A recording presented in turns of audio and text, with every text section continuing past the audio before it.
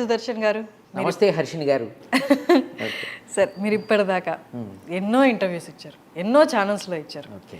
I డ్రీమ్కి ఇచ్చిన ఒక different pattern interview audience నుండి, మన వ్యూయర్స్ నుండి ఒక చక్కటి రెస్పాన్స్ని తీసుకొచ్చింది. వాళ్ళు బాగా ఎంజాయ్ చేశారు, బాగా కనెక్ట్ అయ్యారు కూడా. చక్కగా నవ్వుకునే ఫన్ ఇంటర్వ్యూ చేద్దామని అనుకున్నాను. ఐ డ్రీము మనకు సంస్కారవంతమైన ఛానల్. సంస్కారం సూపర్ సూపర్ సంస్కారం ఏంటండి బాబు.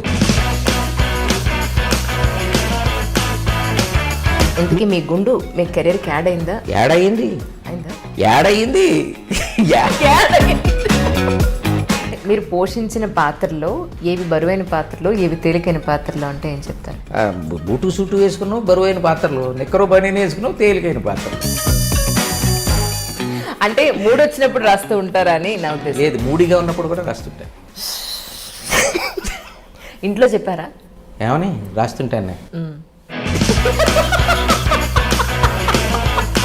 క్లాసిక్ టచ్ ఉన్న హ్యూమరు, మీ కంటెంట్లోని ఫన్ ఒక డిఫరెంట్ లెవెల్లో ఉందని కామెంట్స్ కూడా మనం చూసాం కామెంట్ బాక్స్లో. Compliments and comments, thank you. Sir ఇప్పుడు ఇంకొక కొత్త కాన్సెప్ట్తో ఓకే ఐ డ్రీమ్ తరపు నుండి అంటే మీతో మొదలు పెడదాం అనుకుంటుంది ఏంటి అంటే, టాపిక్ మేమే ఇస్తాం, క్వశ్చన్స్ కూడా మేమే అడుగుతాం. ఓకే. మీరు మీ స్టైల్లో, ఓకే, మీదైన శైలిలో జవాబులు ఇవ్వాలి. నాకు తెలిసి ఖచ్చితంగా ఈ ప్రోగ్రామ్ ఆడియన్స్కి అద్భుతంగా నచ్చుతుందని మేము అనుకుంటున్నాం. మీరేమంటారు? నేనేమంటానండి, కాన్సెప్ట్ అదిరింది అంటాను, యూనిక్గా ఉందంటాను. ముఖ్యంగా మన వ్యూయర్స్కి నచ్చాలి అన్న మీ గోల్ని చూసారా, అది ఇంకా బాగుందంటాను.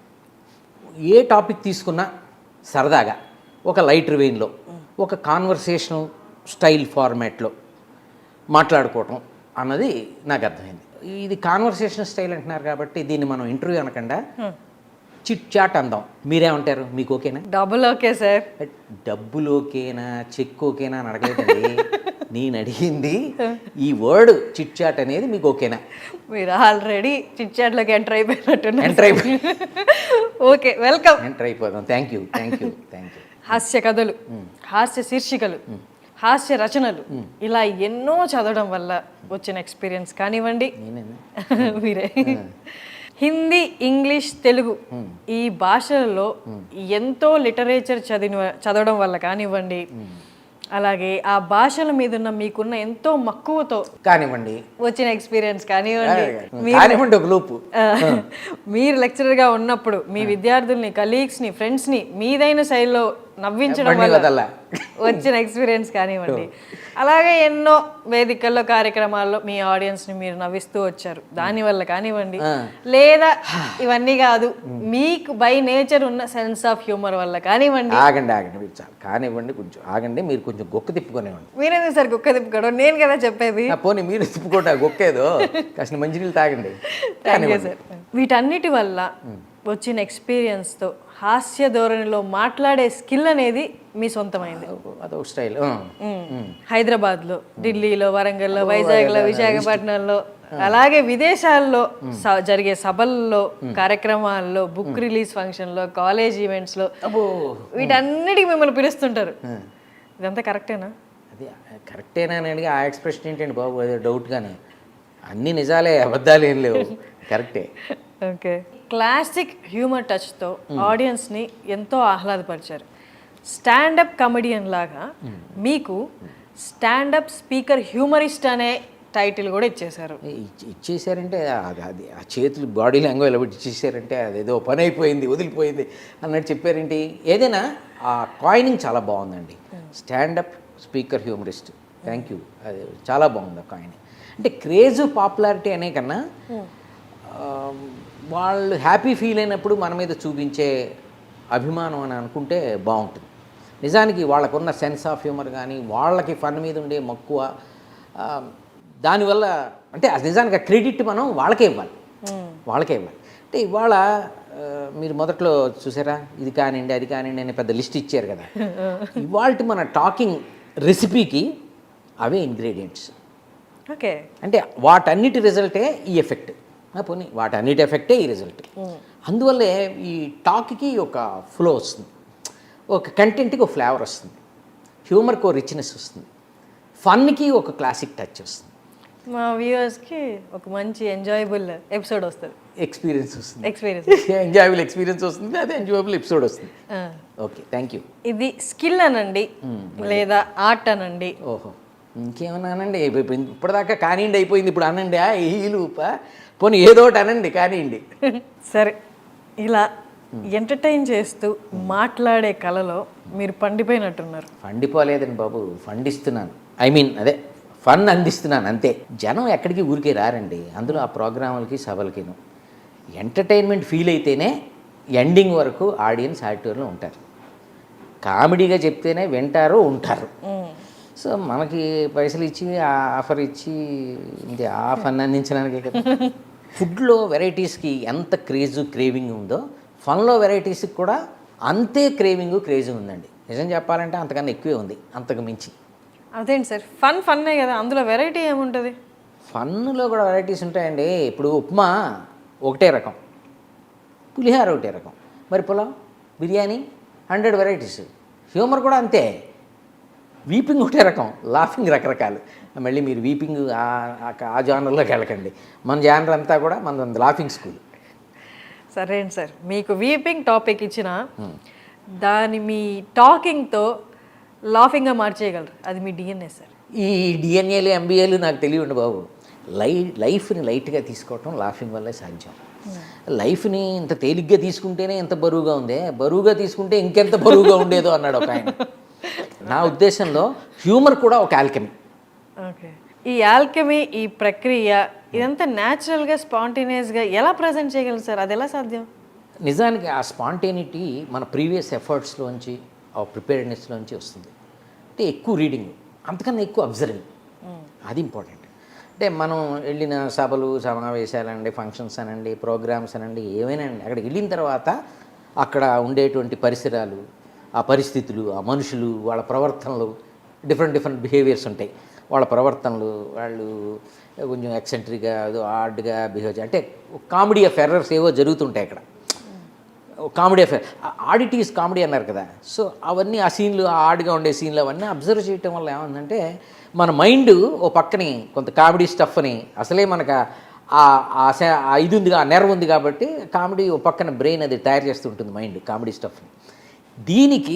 దీన్ని మిక్సీలో వేసి దానికి కొంచెం నేరేషన్, కొంచెం ఎగ్జాజరేషను కలిపి మిక్స్ చేసి ఒక రెసిపీ తయారు చేస్తే అప్పుడు ఆ హ్యూమర్కి ఆ టేస్ట్, ఫ్లేవర్ వస్తుంది. దాన్ని స్పాంటేనిటీ అని మనం అనుకుంటాం. స్టేజ్ మీద ఏ సందర్భంలో అయినా ఇంతగా నవ్వించే మీరు సినిమాల్లోకి వచ్చేసరికి ఎందుకని అంత నవ్వించలేకపోయారు? మీరెందుకు ఫీల్ అవుతున్నారు? ఇప్పుడు సభల్లో స్క్రిప్టు నా చేతుల్లో ఉంటుంది, నా నోట్లో ఉంటుంది. అదే సినిమాల్లో స్క్రిప్టు రైటర్ గారి రాతల్లో ఉంటుంది, డైరెక్టర్ గారి చేతుల్లో ఉంటుంది, డైరెక్టర్ గారి తీతల్లో ఉంటుంది. ఇప్పుడు సభల్లో sky is the limit, stage is the limit. అదే సినిమాల్లో అనుకోండి, script is the limit. Sir, మన వాడుకలో మర్చిపోతున్న కొన్ని పదాలని మీరు వాడే పద్ధతి, కొన్ని పదాలని మీరు కాయిన్ చేసే స్టైలు మీకు భాష మీద ఎంత ప్రేమ ఉందో తెలుపుతుంది sir. Thank you very much. అలాగే పాత భాష అనుకునే వాళ్ళకి తెలుగులోని మాధుర్యం తెలుపుతూ మీరు మాట్లాడే స్టైల్ పట్ల మీరు తీసుకునే శ్రద్ధ కూడా చాలా బాగుంటుంది సార్. Thank you. అంటే ఏ భాష అయినా మనం ఆ రిచ్నెస్ని పోగొట్టుకోకూడదు. తెలుగు మరీ మధురమైన భాష. అంటే గ్రాంధికం కష్టం కావచ్చు, కానీ వాడుక భాష అద్భుతంగా ఉంది కదా. వాడుక భాషలో ఎన్నో పదాలు, ప్రాసలు, యాసలు, సామెతలు, నుడికారాలు, ఎన్ని సొగసులు ఎన్నున్నాయి. వీటిని మనం పోగొట్టకూడదు. అది రిచ్నెస్ అంటే అదే, దాన్నే మనం పోగొట్టుకోకూడదు. యాక్చువల్గా నిజానికి చెప్పాలంటే ఈ ప్రింట్ అండ్ ప్రెస్, మన న్యూస్ పేపర్ మీడియా ఉంది కదా, వాళ్ళు చాలా బాగా దీన్ని ఒక రకంగా కాపాడుతున్నారు, పరిరక్షిస్తున్నారు. రెగ్యులర్గా పేపర్లు చదివే వాళ్ళందరికీ ఆ పదాలన్నీ ఆ ప్రజల నాలుకల మీద ఈరోజు ఉన్నాయంటే కారణం వాళ్ళు ఆ లాంగ్వేజ్ని అట్లాగా వాళ్ళు పరిరక్షించడం వల్లే. వాళ్ళు ఇప్పుడు స్పోర్ట్స్ లవర్స్ కోసం స్పోర్ట్స్ పేజ్ ఎట్లా ఉంటుందో అట్లాగే సాహిత్యం, కవిత్వంతో ఒక పేజీ పేపర్లో, న్యూస్ పేపర్లో మనం హ్యాట్స్ ఆఫ్ చెప్పాలి, వాళ్ళకి రుణపడి ఉండాలి. అసలు భాష పాతపడటం ఏంటండి? అమ్మ పాతపడుతుందా? అమ్మ ప్రేమకి పాతపడటం అంటూ ఉంటుందా? ఉండదు కదా. అలాగే భాష ఎప్పటికీ అది పాతపడదు. మనం నిర్లక్ష్యం చేయటమో దాన్ని వదిలేయటమో జరిగితే అది మన తప్పే. నిజం సార్. సరే అయితే మనం ఇక మీ ఫన్నీ ఎక్స్పీరియన్సెస్కి వచ్చేద్దాం. ఓకే. మీరు వెళ్ళే సభల్లో సందర్భాన్ని బట్టి ఆ కంటెంట్ని మీరు హ్యూమర్ యాడ్ చేసి మీ స్పీచ్లో ప్రజెంట్ చేయడం అప్పటికప్పుడు జరుగుతుంది కదా సార్ అది. కానీ అక్కడికక్కడ మీరు అబ్జర్వ్ చేసి అప్పటికప్పుడు సిచ్యువేషన్స్ని తీసుకొని అబ్జర్వ్ చేసి దానికి హ్యూమర్ యాడ్ చేసి ప్రజెంట్ చేయడం అనేది ఈ నెక్స్ట్ లెవెల్ కదా సార్. ఒక్కసారి ఆ ఎక్స్పీరియన్సెస్ గురించి మాట్లాడుకుందామా సార్? సాధారణంగా ఇప్పుడు మనకి ఈ ఫంక్షన్స్ అనండి, సభలు అనండి, కార్యక్రమం ఏవైనా యూజువల్గా నార్మల్గా ఒక సిస్టమేటిక్గా జరిగిపోయాయి అనుకోండి, అక్కడ మనం అబ్జర్వ్ చేసి ఇక్కడికి వచ్చి పట్టించే ఫన్ ఏమి ఉండదు, నార్మల్గా జరిగిపోతాయి. ముఖ్యంగా అంటే ఇలాంటి కంగాళీ సభలను మనం బసలు అనొచ్చు. బస్ ఏంటి సార్? అడిగారు కదా, ఇప్పుడు సభ తిరగేస్తే బస్ సభ అస్తవ్యస్తమై సభ కంగాళిగా ఉంటుంది, దాన్ని తిరిగేసి బస. నేను ఎక్కడికి వెళ్ళి వచ్చానంటే బస్కి వెళ్ళి వచ్చానని చెప్పచ్చు. బస్సు అనుకుంటాడు, బస్సు కాదురా బస. అంటే బాపు గారి కార్టూన్ ఒకటి ఉంది థియేటర్లో. కార్టూన్ ఏం గీసింది ఏంటంటే, థియేటర్లో జనం కూర్చుని చూస్తూ ఉంటారు, సినిమా చూస్తూ ఉంటారు. సినిమా అయిపోయిన తర్వాత చివరిలో ఏమొస్తుంది, టైటిల్ కార్డ్ ఏమొస్తుంది, శుభం అని వస్తుంది. అక్కడ కార్డు ఏమిటి బస్సు అని పడింది స్క్రీన్ మీద. జనం వచ్చి బస్సు అంటే అంత గందరగోళంగా ఉందన్నమాట సినిమా. అంచేత శుభం బదులు అక్క బసుం అనేసారు. అలాగే ఇక్కడ మనం సభ బదులు బస. సభ బస బాగుంది సార్, భలే కాయినింగ్ చేశారు. కాయినింగే కాదు, రీజనింగ్ కూడా చెప్పాను కదా. సభా భాషే కాదు, ఇంకా ఇందులో చాలా ఉన్నాయి. రభసలు, రసాభాషలు అంటే ఎన్ని పొలిటికల్ రాజకీయాలకు సంబంధించిన మీటింగులు, ఫంక్షన్స్ జరుగుతాయి అవన్నమాట. అది మన కేటగిరీ, మన జానర్ కాదు కాబట్టి దాన్ని పక్కన వదిలేద్దాం. ఇందులో రససభలు, రసజ్ఞ సభలు కూడా ఉంటాయి. అవి మళ్ళీ అంటే సాహిత్యానికి సంబంధించినవి, కవిత్వానికి సంబంధించిన పుస్తకావిష్కరణలు, ఇవన్నీ అదో తరహా, దాని ఆడియన్స్ వేరేగా ఉంటారు. అంటే అందులోంచి కూడా మనం కామెడీ పిండుకోవచ్చు. ఎప్పుడంటే అలాంటి రససభలు కొన్ని నససభలు అయిపోతాయి. ఎలాగంటే ఏ శుద్ధి సామ్రాట్, నసరత్నం ఎవరో ఒకళ్ళు తగులుకుంటే, అంటే గెస్ట్ గాను, స్పీకర్ గాను, వక్త అంటే స్పీకర్, వక్త గాను తగులుకున్నారనుకో, అబ్బో ఫన్. మనకి అంటే పిండుకున్నవాడికి పిండుకున్నంత, అంటే మనకి ఫన్ను, జనానికి ఫ్రస్ట్రేషన్. అవి తీసుకొచ్చి ఇక్కడ చెప్పామనుకో, మన వ్యూయర్స్కి డబుల్ ఫన్.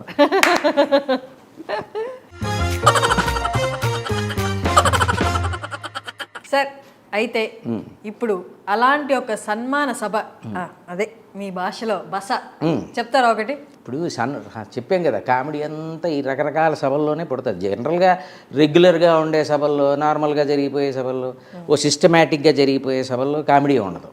ఇలాంటి బసల్లోనే కదా కామెడీ అంతా. కొన్ని ఇష్టపడి సన్మానాలు, కొన్ని మొక్కుబడి సన్మానాలు, కొన్ని పెట్టుబడి సన్మానాలు, కొన్ని చేతబడి సన్మానాలు, ఇట్లా రకరకాల సన్మానాలు ఉన్నాయి. వీటిలో పెట్టుబడి సన్మానం ఏంటి సార్? ఓహో, కరెక్ట్గా క్యాచ్ చేశారు. అయితే పేర్లోనే ఉంది కదా పెట్టుబడి. మొత్తం బడ్జెట్ అంతా మనోడిదే, అంటే సన్మానం చేయించుకునేవాడిదే. మొత్తం ఖర్చు అంతా పెట్టుకుని సన్మానం చేయించుకుంటాడు. దురదల్లో ఇదో వెరైటీ, ఎవడి దురదో అడిగి సరదా. చెప్పండి సార్ దాని గురించి. అబ్బా మన చూనైపోయారు బాగా. వీళ్ళు మామూలుగా చెప్పాను కదా, మొత్తం ఎక్స్పెండిచర్ మనోడే పెట్టుకుని సన్మానం చేయించుకోవడానికి రేపు వచ్చేస్తాడు. వాళ్ళ ఆర్గనైజర్లు ఇచ్చిన బడ్జెట్లో వాళ్ళు చేయాలి. మనోడు ఎంత ఇచ్చాడో అందులోనే అన్నీ ఎంత ఎక్కడెక్కడ కట్ చేసుకుంటే మళ్ళీ ఆడికి మిగిలాలి కదా చేసేవాడికి. ఇవన్నీ బాగా ఒకప్పుడు జరిగేవి, ఇప్పుడు తగ్గిపోయేవి ఇవన్నీ. కానీ ఇప్పుడు అంతా కొంచెం సిస్టమేటిక్ జరుగుతాయి. ఒకప్పుడు మాత్రం ఇవన్నీ చాలా, ఇప్పుడు ఎక్కడైనా అప్పుడప్పుడు మనకు తగులుతుంటాయి. దాన్నే కదా మనం లాక్కొచ్చి ఇక్కడ. సో అది స్టేజ్ మీదకి వచ్చిన తర్వాత అక్కడ 3 కుర్చీలు స్టేజ్ మీద, 5గురిని పైకి పిలిచేస్తారు. కుర్చీలు ఉండేవాడు ఎత్తుక్కుంటూ ఉంటాడు ఎక్కడ కూర్చోవాలని, ఈ పక్క ఆ పక్కన. ఈ లోపల కింద 3 కుర్చీలకి 5 మందిని పిలుస్తారు. 5 మందిని పైకి పిలిచే ఉత్సాహం అక్కడ. ఆర్గనైజర్ అప్లికేషన్ ఏవో ఉంటాయి అనమాట. నెక్స్ట్ సన్మానానికి వీడిని ఫిక్స్ చేద్దామనో ఏదో లెక్కలు ఉంటాయి.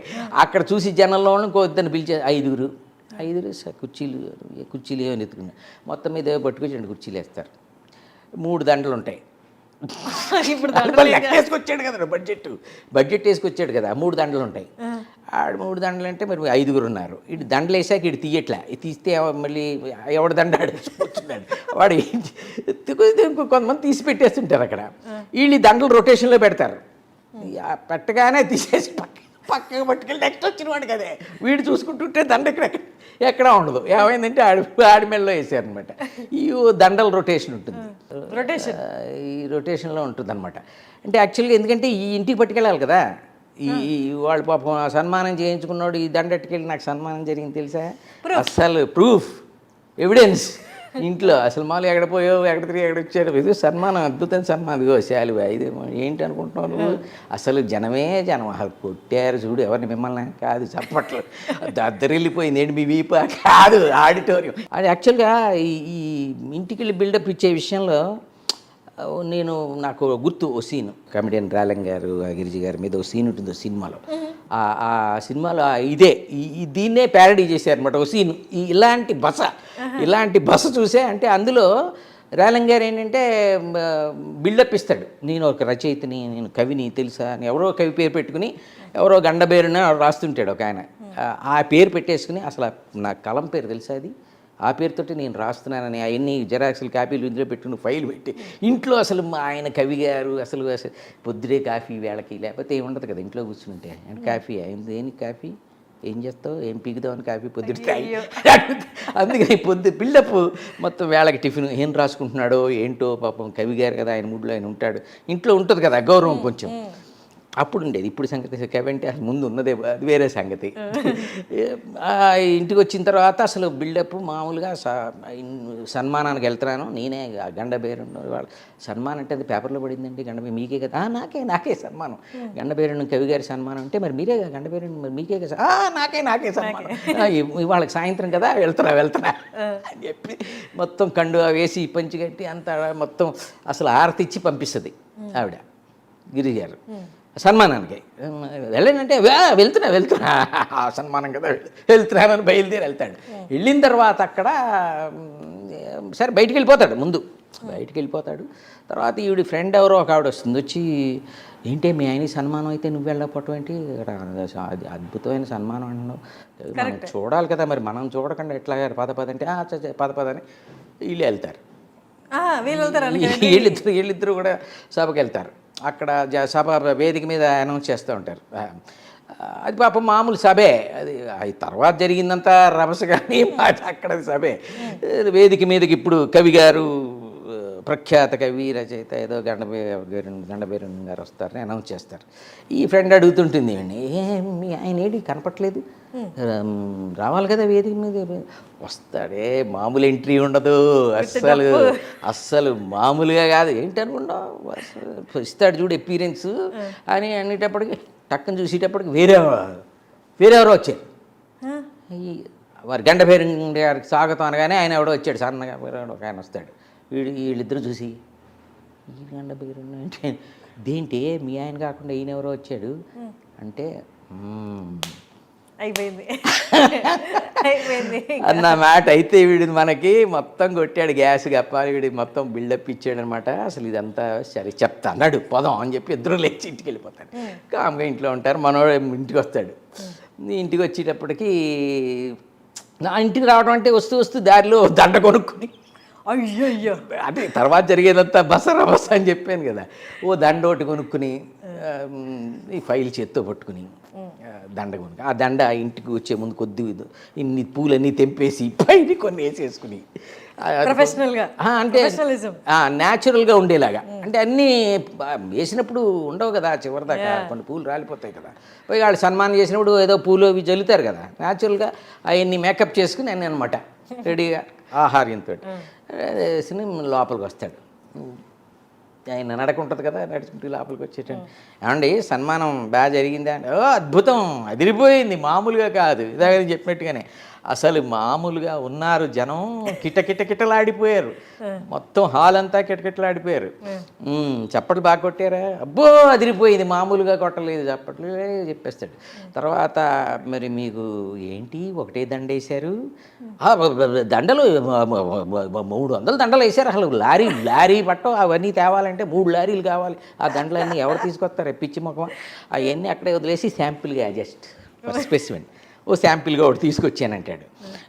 మరి ఏమంటే ఫోటోలు ఏమన్నా తీయించుకున్నారు, లోకుగా ఉంటుంది ఫోటోలు అని అడిగితే వాళ్ళే పంపిస్తారు, అలా పేపర్లో పడుతుందిగా కట్ చేసి పెట్టుకుంది కానీ అవన్నీ కట్ చేసి పెట్టుకుంది. ఇక మామూలు బిల్డప్ రెచ్చిపోతుంటాడు. ఏమండి మీ గురించి ఎవరైనా అబ్బో అసలు వక్తలు మాట్లాడారు, గెస్టులు నా గురించి మాట్లాడారు. గండభైరుండం గారు మామూలు కవి కాదు.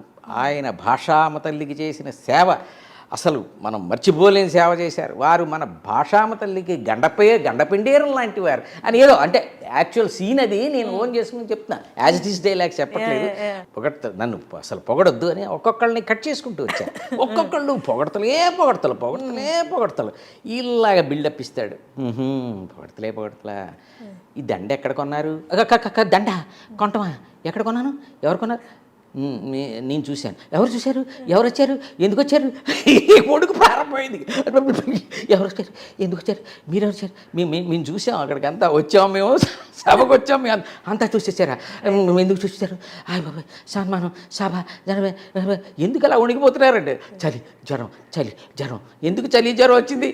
సన్మానం అబద్ధం అజన్మానం అందుకే జ్వరం చెప్తాగా ఇదంతా చెప్తా ఆ సంగతి. జ్వరం ఏంటో నేను కుదురుస్తాను కదా.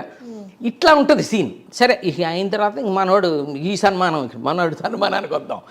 ఈ సన్మానం వచ్చాడు, దండలు ఎత్తుక్కునేవాడు, దండలు కుర్చీలు ఇది జరుగుతుంటే మనోడిని పిలిచాడు, పిలిచాడు. ఏమైనా అదేంటి ఆయనకి ఆయనకి అంత పెద్ద దండ వేసావు, సన్మానం చేయించుకుంటూ ఉండే నేను నాకెయ్యాలి కానీ ఆడికేసేవాడు అంత పెద్ద దండ. కూర్చో ఆడే తెచ్చుకున్నాడు కూడా. గెస్ట్గా వస్తూ కొంతమంది గెస్ట్గా కూడా డబ్బులు ఇచ్చి గెస్టులుగా వస్తారు. గెస్ట్లకు కూడా వచ్చి అలా కూడా క్రేజ్ అనమాట. అది చెప్పుకుందాం. ఆయనే తెచ్చుకున్నాడు ఆ దండ కూడాను. నువ్వు ఇచ్చిన బడ్జెట్లో ఇదే ఎక్కువ నీకు, ఊరుకో అసలే దండలు షార్టేజ్గా ఉంది, నువ్వు ఎక్కువ మాట్లాడే ఉంటే ఈ దండ కూడా రొటేషన్లో పెట్టేస్తావు అన్నాడు. ఇది కూడా రొటేషన్లో పెట్టేస్తారా? దండ వదలకుండా పట్టుకొచ్చినాయి. అది సరే కానీ మళ్ళీ మనవాడు వీడు ఎన్ని డౌట్లు ఇచ్చాడు కదా, డబ్బులు ఇచ్చిన దాంట్లో ఏం గిట్టుబాటు అవుతుందో చూసుకోవాలి కదా. ఏంటి మొమెంటో మీద పేరు చెక్కిస్తానా? ఏది పేరేది? అమౌంట్ మొత్తం నొక్కేసావా? నువ్వు ఇచ్చిన చెక్కి ఈ చెక్క మొక్క ఇవ్వటమే చాలా ఎక్కువ, మళ్ళీ దాని మీద పేరు ఒకటి చెక్కిస్తారా? మళ్ళీ ఏదో పెద్ద అమౌంట్ నొక్కేసావా? అమౌంట్ నొక్కేయటానికి పెద్ద నువ్వు పాన్ ఇండియా బడ్జెట్ ఇచ్చావని చివరికి పానకు కూడా డబ్బులు మిగలలేదు. ఇచ్చాడు జలక్కు. అడు కాము. మళ్ళీ నెక్స్ట్ మనోడు అక్కడతో అవ్వలేదు. జనం ఏంటి ఎంత పలుచుకున్నారు? జనం 100 మందిని తీసుకొస్తా అన్నావు, 50 మంది కూడా లేరు అన్నాడు. బాబు వాళ్ళు పెయిడ్ ఆడియన్స్, మళ్ళీ వాళ్ళకి బొకేలో ఒక బొక్క, ముసుగు కూర్చొని ఉన్నదాన్ని చేయించుకో కామ్గా వెళ్ళాను అన్నాడు. వీడు కామ్ అయిపోయాడు. ఆర్గనైజర్కి బాగా కాలింది. దొబ్బుతున్నాడంటారు బాబు, పిలిచి సన్మానం కార్యక్రమం ఉంది వీడికి, ఏమో మన దొబ్బుతున్నాడని చెప్పి ఇదిగో అదేదో సినిమాలలాగా నీకు చిటికలు చప్పట్లు కాలీఫ్లవర్ బొకేలు ఇవ్వలేదు, అంతవరకు సంతోషించు. దండ వేసాం కదా, పేరున్నా లేకపోయినా మొమెంట్ ఎత్తున్నాం కదా, ఏదో ఒకటి పెద్ద ఇందాక మళ్ళీ శాలువ చూసి ఇలా చూస్తున్నాం ఏంటి, ఏదో ఒకటి శాలువ అంటూ కప్పాం కదా, ఇవన్నీ చేస్తున్నాం కదా సన్మానం. అసలు నీలాంటి వాడికి చిటికలు అని చిటికలే చెప్పట్లు వెరైటీ సన్మానం అని కాలీఫ్లవర్ బొకేలు ఇస్తే తీరేది. అయ్యయ్యో డబ్బులు ఇచ్చాడు కదా సార్ పాపం. ఆ ఇచ్చిన బడ్జెట్ చాలా ఉంది కదా, ఖర్చు ఇక్కడతో అయిందేంటి? ఇప్పుడు అందరికీ అన్నీ ఇచ్చుకుంటే మైకులు అద్దెలు హాలు చాలా ఉంటాయి. ఇచ్చినా సరే మరి ఆడి కమిషన్ ఉంటుందిగా, అది అన్నీ అందులో చాలా మిగలాలి కదా పర్సంటేజ్. సుదర్శన్ గారు, అయితే ఇలాంటి సభలకు వచ్చే గెస్ట్ల పరిస్థితి ఏంటి? పరిస్థితి బాగానే పడేది. అసలు గెస్టుల గురించి మామూలు ఏ అడుగుతారు, వాళ్ళ పరిస్థితి ఏంటని అడిగారంటే అది కూడా ఏదో వాళ్ళ పరిస్థితి ఉందో పాపం, ఎలా ఉన్నారు వాళ్ళ పరిస్థితి ఏంటో అనే కదా చెప్పాను కదా. వాళ్ళు కూడా పాపం ఈ టైపుల్లో డబ్బు ఇచ్చి మరీ వచ్చే కేటగిరీ ఒకటి ఉంటుంది కొంత. అంటే అదొక వీక్నెస్, అదో పబ్లిసిటీ క్రేజ్. మళ్ళీ దురదలో ఇది కూడా దురదలో ఒక వెరైటీ అనమాట. ఈ పేరు చెప్పుకుని నేను గెస్ట్గా వెళ్ళాను, చూసా అంటే వాళ్ళకి సన్మానం ఎవరికి అన్నదాంతో కూడా వాళ్ళకి సంబంధం లేదు. వాళ్ళకి అక్కడికి వచ్చినప్పుడు మాట్లాడాలిగా, మాట్లాడతారు, ఏది వస్తే అది ఆ టైంకి మాట్లాడేస్తారు. టెంప్లెట్ ఉంటుందా? ఏదో టెంప్లెట్ ఉంటుంది. ఏదైనా కామన్ సబ్జెక్ట్ కామన్గా మాట్లాడేది చాలా గొప్పవారు. వచ్చాడు ఆర్గనైజర్, వచ్చాడు మైక్ తీసుకున్నాడు. ఇవాల్టి మన గెస్టు ఆయన చాలా గొప్ప దాత. నిజంగా ఆయన మనకి చేసిన సాయం, ఇచ్చిన మాట మర్చిపోలేం అన్నాడు. అంటే ఈయనేమో నేను మర్చిపోతాగా అన్నాడు. ఏం మర్చిపోయాడు వీడు గతుక్కమన్నాడు వీడు ఈయన మర్చిపోయాడు. అది కాదు, ఆయన ఏదో అలాగే చెప్తాడు సాయం దాత నేను అవన్నీ మీరు పట్టించుకోకండి, అసలు ఇందులో చేసింది ఏమీ లేదు, నిజానికి నాకు అలాంటివన్నీ గెట్టవు ప్రవర్తలేను, ఏదైనా అలా చెప్తాడంతే ఆయన నా మీద ఉన్న అభిమానం అంతేను. మనోడు ఇలా చెప్పే కొద్దీ సాయం అభిమానం అంటాడు, దాత కాదంటాడు, ఈ చెక్కు పరిస్థితి ఏంటి, ఇస్తానని చెక్ ఇస్తాడా ఇవిడా, లేకపోతే తిప్పిస్తాడా, అలా చెక్ ఇచ్చే బదులు హ్యాండ్ ఇస్తాడా, మనోడికి ఇక్కడ టెన్షన్ ప్రారంభమైంది. అక్కడ సైడ్ వింగ్లు ఉంటాయి కదా, స్టేజ్కి పక్కకి సైడ్ వింగ్లోకి వెళ్ళి అక్కడి నుంచి సౌజ్యులు సార్ అన్నాడు. వెంటనే అడిగినా వాడు అక్కడి నుంచి దండం పెడతా సార్ చెక్కు సార్ అక్కడి నుంచి సౌజ్ఞలు చేస్తున్నాడు. మరి ఇప్పుడు అయిపోయే లోపల ఇస్తాడా ఎవడో కదా, అందుకని ఇప్పుడు అసలే నేను దాతను కాదు, ఆయన ఏదో అభిమానం కొద్ది అలా చెప్తాడు అన్నాడు కదా, అది మనోడికి డౌట్ వచ్చింది, దాతను కాదంటాడు అభిమానం కొద్ది చెప్పడం బాబా.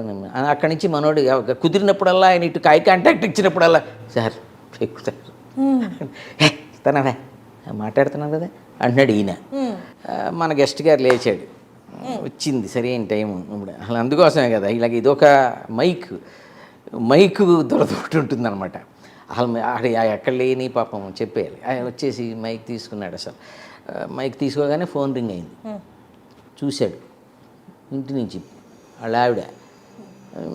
ఎత్తగా ఎత్తకపోతే చస్తాడు. ఎత్తాడు, హలో చెప్పన్నాడు. ఏంటి చెప్పేది, ఇంట్లో చెప్పలు కడగాలి, త్వరగా ఇంటికి తగిలాడు, పొద్దుటి అన్నీ అలాగే పడి ఉన్నాయని. గట్టిగా మాట్లాడకే, నేను సభకి ఇందులో గెస్ట్ని, అందులో సభాధ్యక్షుడిని. గెస్టో రెస్టో వీడు సభాధ్యక్షుడా, ఏదో పెద్ద దేశానికి ప్రెసిడెంట్ అన్నట్టు చెబుతున్నాం ఏంటి, పనికిమాలిన సభలకు అన్నీ పోతావు. వాళ్ళు అక్కడ తిండి గట్రా ఏమైనా పెడతారా, అది పెట్టరా, ఏం పెట్టరా, అవన్నీ నాకు అనవసరం, ఏదో గడ్డి తిని త్వరగా ఇంటికి తగిలాడు. రాత్రి 10 దాటిందనుకో బయట గేటుకి తాళం వేసేస్తాను. ఫోన్లో ఇదంతా బయట జనానికి వినపడుతుంది, మరి ఫోన్లోంచి లీక్ అవుతుంటుంది. అబ్బా డబ్బా ఉండవే, గట్టిగా మాట్లాడు. ఏంటి ఉషు అంటున్నావు, ఏదో కాకులు తోలినట్టు. అబ్బా అదేం కాదే బాబు, ఇప్పుడు నేను ఈ సభలో మాట్లాడాలి, నేను గెస్ట్ అని చెప్తున్నాను కదా, మైక్ ముందు ఉన్నానని చెప్తున్నాను కదా, ఇప్పుడు ఈ సన్మాన సభలో ఇప్పుడు నేను మాట్లాడాలన్నాడు. ఓహో మా పొట్టకొస్తే అచ్చర మొక్కలేదు నీకు, మళ్ళీ సభలో నువ్వు మాట్లాడటం ఒకటి, మళ్ళీ ఆడెవడు సన్మానం ఎవడికి అంది. ఇక్కడి నుంచి ఆడెవడో దరిద్రుడు, ఆడెవడో దగులుబాజీ, ఆడెవడో తలపాసినోడు, వాడి గురించి నాకే తెలియదు, నేను నీకేం చెప్పను, నీకు దండం పెడదాను బాబు, పెట్టే ఫోన్ పెట్టేయను. సర్లే ఏదో ఏడు, ఆ వచ్చేటప్పుడు ఆ మొమెంటోలో అయ్యో అంటారా ఆయన ఆ చెక్క ముక్కలను ఇంటికి తేబాక, నీతో పాటు ఆటికి దుమ్ము దులపలేక చస్తున్నాను. నాతో పాటు ఇంటికి దుమ్ము దులపలేక వీళ్ళేమో విన్నారా ఇంటి వీళ్ళు నెమ్మదిగా అప్పటికే ఇలా పెట్టుకుని ఫోన్ అలా పెట్టుకుని నోట్లో పెట్టేసుకోలేదు, ఫోన్ ఒకటి తేడా అడ్డం పెడుతున్నాడు, ఇలా పెడుతున్నాడు. అలాగే నేను వచ్చేస్తాగా అది పెట్టేసాక కూడా మాట్లాడుతున్నాడు పైకి, బిల్డప్ ఫోన్ కట్ చేశాడు. అలాగే అస్తమాడు ఫోన్ చేయకు నువ్వు, చెప్పాను కదా నీకు ఫోన్లో సభలో ఉన్నాను మాట్లాడు, పెట్టే ఫోన్, జనం వెయిట్ చేస్తున్నారు నా స్పీచ్ కోసం. ఓకే అప్పుడో పెట్టేసింది, ఫోన్ పెట్టేశాడు. సుదర్శన్ గారు అయితే ఇందాక ఒకటి చెప్పారు చూడండి, ఏంటది, ఆర్గనైజర్ స్టేజ్ పక్కకి వెళ్ళి గెస్ట్ని సార్ చెక్కు దగ్గర ఆగిపోయారు, మీరు ఏదో చెక్కు దగ్గర ఆగిపోయారు, బాగా ఇన్వాల్వ్ అయినట్టున్నారు కదా. ఇంతకీ ఇస్తారా, బాగా ఇన్వాల్వ్ అయింది, నాకు నచ్చింది అది మీ ఇన్వాల్వ్మెంట్. కాకపోతే చెక్కు దగ్గరే ఇన్వాల్వ్ అయ్యారు మిగతా. అంటే యాక్చువల్గా గెస్ట్ గాడి వాటను చూసిన తర్వాత మీకు డౌట్ వచ్చినట్టుంది, ఇది ఇస్తాడా ఇవ్వడా అని. అసలు ఆర్గనైజర్ పడాల్సిన టెన్షన్ అంతా మీరు పడుతున్నట్టు కనపడుతుంది. పాప అడుగుతున్నాడు ఈయన అంటున్నాడు.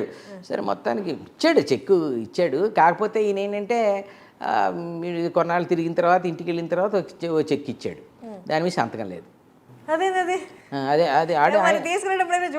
అది కాదు సంతకం, ఎదురుకుండా ఇచ్చాడు, సంతకం లేకుండా ఇచ్చాడు, చేతికి ఇచ్చాడు, సంతకం లేకుండా ఇచ్చాడు. మీలాగే ఆశ్చర్యపోయి ఇదేంటిది సంతకం లేకుండా ఇచ్చారేంటి ఎలా జరుగుతుంది అన్నాడు. నీకు అర్థం కావట్లే, నా పేరు నలుగురికి తెలియటం ఇష్టం లేదయ్యా, నేను చెక్కులన్నీ గుప్తదానాలు అవన్నీ ఎవరికి తెలిసేలే దానాలు చేయను, నా పేరు తెలిసిపోతే సంతకం పెడితే అది గుప్తదానం చెక్ ఇది పట్టుకెళ్ళి అన్నాడంట.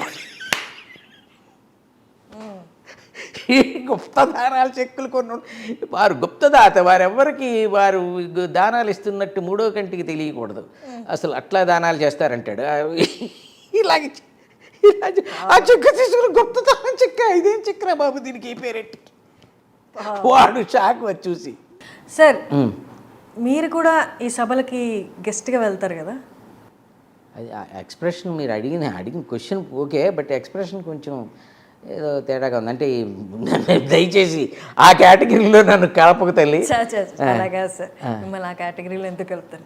మీరు వెళ్ళేది సెలబ్రిటీ గెస్ట్ స్పీకర్గా, అబ్బో వాళ్ళేమో డబ్బులు ఇచ్చి అలాంటి సభలకు గెస్ట్గా వెళ్తారు.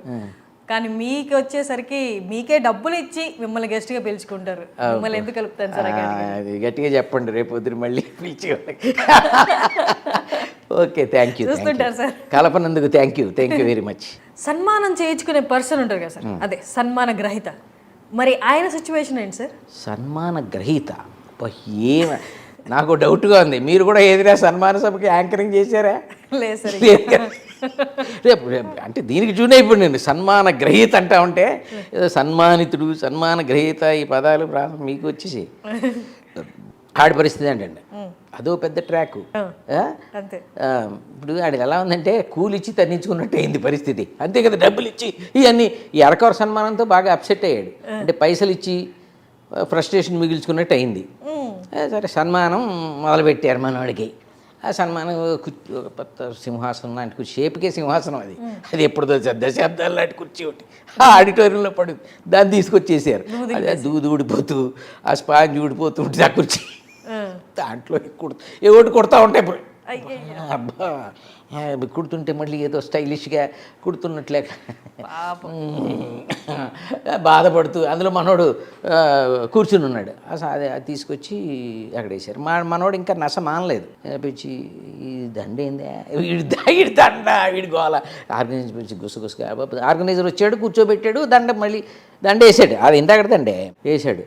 ఏందా దండ ఏంది చూడు, మొత్తం పూలన్నీ రాలిపోతున్నాయి, సభ అయ్యేటప్పుడు దారం మిగిలేలా ఉంది, ఇంత నాసిరకం దండ తెచ్చేయండి మాట్లాడుతున్నాడు ఆడు. ఇవన్నీ మళ్ళీ మైక్లో వెళ్తాయేమో ఆరు మాట్లాడగలరు.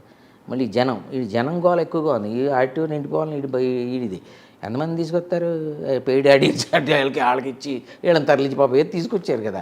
జనం ఏంటే 100 ఏది నా 50 మంది కూడా కనపట్లేదు. మళ్ళీ మొదలెట్టాడు. అక్కడ అసలాగే ఊరుకోవా బాబు ఇవన్నీ మాట్లాడక, ఇందులో కూర్చుని కూడా ఇవన్నీ మాట్లాడతావు నువ్వు అన్నాడు. సరే సరిపెట్టుకుని మా మొత్తానికి ఎలా అయితే పాపం అడ్జస్ట్ అయ్యి దాంట్లోనూ ఓ పక్కకి ఇటు జాగ్రత్తగా చూసుకుంటే అట్లా కూర్చున్నాడు. ఈ బాధలు ఒకటి కాదు, దండ బాధ, శాలువ బాధ, కుర్చీ బాధ, అన్నిటి టెన్షనే. ఇంకో గెస్ట్ మాట్లాడుతున్నాడు, సన్మానం చేయాలి. గెస్ట్ ఎవడా బాబు ఇందాక నుంచి మాట్లాడు, సుత్తి కూడా చంపేస్తున్నాడు, ఆడు మొత్తం టైం అంతా ఆవిరైపోతుంది, మరి నేను ఎప్పుడు మాట్లాడాలి అంటున్నాడు ఆర్గనైజర్తో. ఆడి సుత్తితోటే టైం అంతా ఆవిరైపోతుంది, అసలే హాలు ఎప్పుడు మాట్లాడాలని వదిలేస్తాడు, నువ్వు మాట్లాడుతు కానీ నువ్వు కంగారు పడక నువ్వు కూర్చో అంటున్నాడు. అని మన మొత్తానికి మనోడిని వదిలేరు, కూర్చోబెట్టారు. మనోడు ఇక మొదలుపెట్టాడు ఉపన్యాసం. మైక్ ఇచ్చారు, మనోడు పట్టుకున్నాడు. నిజంగా ఈరోజు ఈ సంస్థ వారు నా ప్రతిభను గుర్తించి నాకు ఈ సన్మానం చేయటం అనేది నా యొక్క అన్నాడు. నా యొక్క బ్యాంక్ బ్యాలెన్స్ నా యొక్క అనగానే ఎవడో వాడు వచ్చాడు మధ్యలో. వాడు వచ్చి సార్ 1 minute అదే ఈ ఎక్స్ప్రెషన్ ఇచ్చాడు వాడు. మధ్యలో వచ్చి 1 minute అంటాడు. ఇదే ఎక్స్ప్రెషను మధ్యలో. అసలే నాకు ఇచ్చిన టైం ఏం చెప్పాలి, ఇందులోనే నేను మళ్ళీ మధ్యలో వచ్చి 1 minute అంటాడు ఈడవాడు. నన్నే 2 minutes మాట్లాడమన్నారా, 1 minuteలో ఈడంటే 1 minute అన్నాడు. 1 minute అన్నాడు, 1 minute మాట్లాడు కదా, 2 minutes మాట్లాడు. ఏంటి ఎందుకు వచ్చాడంటే ఆడొచ్చి సభికులందరికీ విజ్ఞప్తి, ఈ సభ అయిపోయిన తర్వాత భోజనాలు గట్రా లేవు, ఈ దరిద్రుడు ఇచ్చిన బడ్జెట్ అంతే ఉంది మరి. అదేలేండి, అంటే సభ అప్పటిదాకా ఉండదు, డిన్నర్ టైం దాకా మీరు హాయిగా ఇంటికి వెళ్ళిపోయి ఎవరి భోజనాలు వాళ్ళు మీరు ఇంట్లో చేసుకోవచ్చు. అసలే మనకి హాలు డిస్కౌంట్ బేరం కింద ఫిక్స్ చేసాం, వాళ్ళు గంట ఇచ్చారు, ఈ లోపల మనం ఈ సభ ఫినిష్ చేయాలి, అదనమాట సంగతి. మీరు కానివ్వండి సార్. మళ్ళీ మైక్ తీసుకుని, ఇందాక నేను చెప్పినట్టుగా ఇది నా యొక్క పూర్వజన్మ సుకృతం, ఇది నా యొక్క అదృష్టం. మరి ఎంతటి ప్రతిభను గుర్తించడం అంటే వాళ్ళకెంత ప్రతిభ ఉండాలి అని చెప్పేసి నేను ఈ సభాముఖంగా, సార్ 1 minute అయిపోయింది. ఇంకోడు వచ్చాడు, సార్ 1 minute అంటాడు. ఏంటి 1 minute కానీ ఏం చెప్తావు కానీ. ఇప్పుడు వేదిక మీద ఉన్న అందరికీ విజ్ఞప్తి, వారికి మనం చేసేది ఏంటంటే ఆ మొమెంటోలు అవి పట్టుకుపోకండి కూడాని, అవి ఇక్కడే వదిలేయండి. ఎందుకంటే అవన్నీ షాపు నుంచి తెచ్చాము, వాళ్ళకి వెనక్కి ఇచ్చేయాలి. అదేలేండి, అదే అంటే వాటి మీద మీ పేర్లు అవి రాయించి మీకు ఇంటికి పంపిస్తాం.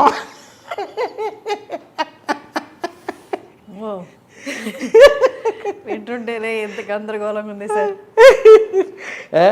అవన్నీ పైకి అనేసి అవన్నీ షాప్ నుంచి అద్దెకి తెచ్చి వెనక్కి ఇచ్చేలా, అదే మీకు వాటి మీద పేర్లు ఈ రాయించి మీ పేర్లు మీ ఇంటికి పంపిస్తాం అంచేత అవన్నీ పట్టుకుపోకుండా ఇక్కడే వదిలేయండి.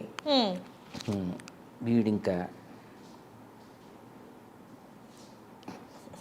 ఏడుపు, కోపం, విసుగు, ఫ్రస్ట్రేషను అన్నీ మనోడికి వస్తున్నాయి. ఆ రకంగా ఇవాళ జరుగుతున్నటువంటి సన్మాన సభలో చాలా అదృష్టం. ఇటువంటి ఆర్గనైజరు అద్భుతం. అంతే అంతే.